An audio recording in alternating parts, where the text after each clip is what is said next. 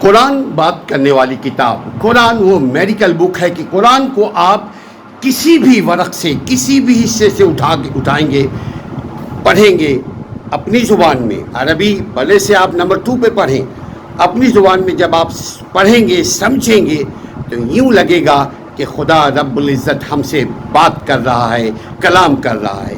کیا خیال ہے نیازی بھائی، قرآن مخلوق سے بات کر رہا ہے کیسے؟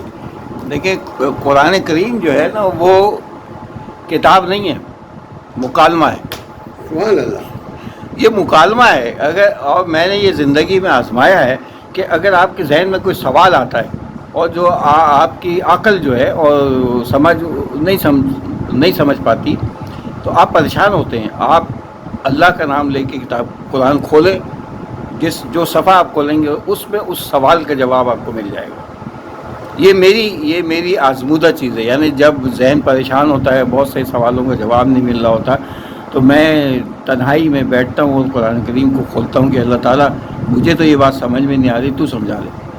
تو آپ یقین کریں، جو صفحہ کھولتا ہوں سامنے مجھے اس کا جواب مل جاتا ہے۔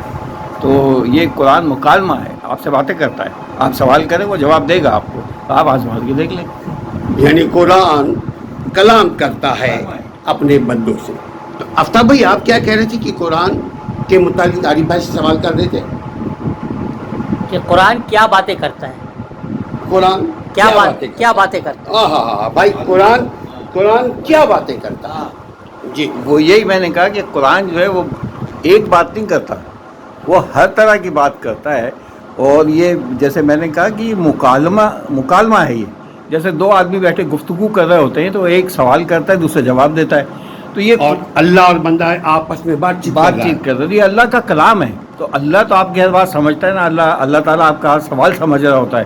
تو اگر وہ سوال آپ کا اور آپ کی بات جو ہے وہ دین سے متعلق ہے اور انسانیت کی بھلائی کے متعلق ہے، تو آپ کو یقینی طور پہ جواب دیتا ہے قرآن سے۔ تو آپ اس بات مار کے دیکھیں، بلکہ دین اور دنیا کسی بھی، نیازی بھائی ایک بات ابھی تھوڑی دیر پہلے اپنے کلام میں کہہ رہے تھے کہ بیسک جو ہے دنیا کی، کوئی بھی ایشوز کی جو بیسک ہے، کوئی بھی تخلیق کی بیسک ہے، کوئی بھی سائنس کی بیسک ہے، وہ ہمارے قرآن میں ہے۔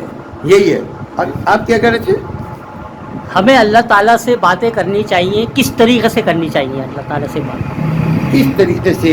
کس طریقے سے بات کرنی چاہیے، اس کا سوال نیازی بھائی دے سکتے ہیں، اس کے بعد وہی سمجھائے گا جو سمجھا ہوا ہو۔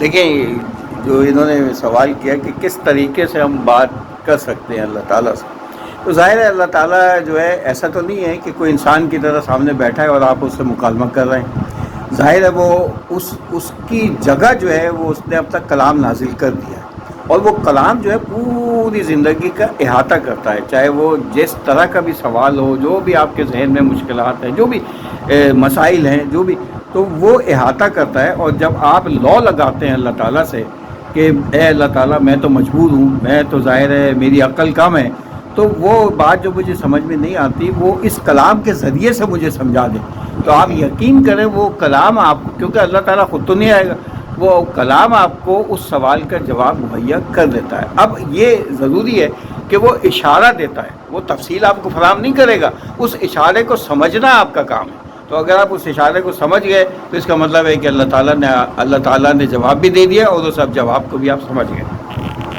قرآن سے دل لگائیے، زندگی بہت مختصر ہے۔ قرآن کو سمجھنے کی کوشش کیجیے، زندگی بہت مختصر ہے، کسی وقت بھی یہ چراغ میں روشنی نہیں رہے گی۔ لہذا قرآن کو اپنی زبان میں سمجھنے کی کوشش کیجیے اور قرآن کے ذریعے اپنے زندگی کو تمام کیجیے اور قرآن کے ذریعے اپنی زندگی کو تبدیل کیجیے۔ جی آپ کچھ کہہ رہے تھے، قرآن سوال کر رہے تھے۔ قرآن کو کس طریقے سے پڑھنا چاہیے؟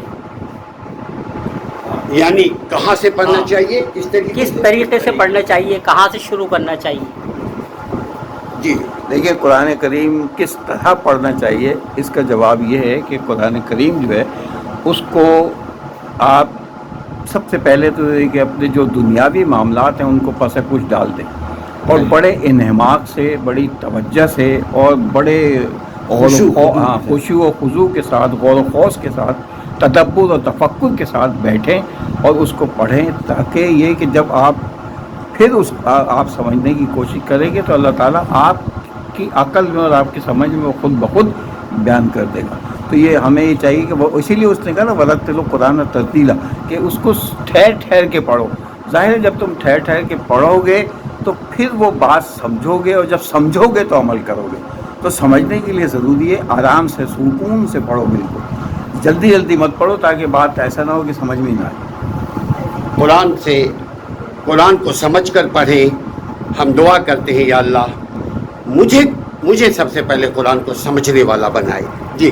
رمضانوں میں قرآن شریف جب پڑھتے ہیں، تراویح پڑھتے ہیں تو بہت تیزی کے ساتھ پڑھتے ہیں، جس طرح 100 میل کی رفتار سے ریل جاتی ہے. کیوں کرتے ہیں اس طریقے سے؟ ارے باپ رے باپ، کیوں کا سوال مشکل ہے. کیوں کرتے ہیں اس کا تو جواب وہ جو پڑھاتا ہے وہی دے گا کہ وہ کیوں پڑھاتا ہے ایسا ہے. جبکہ اللہ تعالیٰ نے یہ بات کہی ہے کہ قرآن کو آہستہ پڑھو، سمجھ کے پڑھو.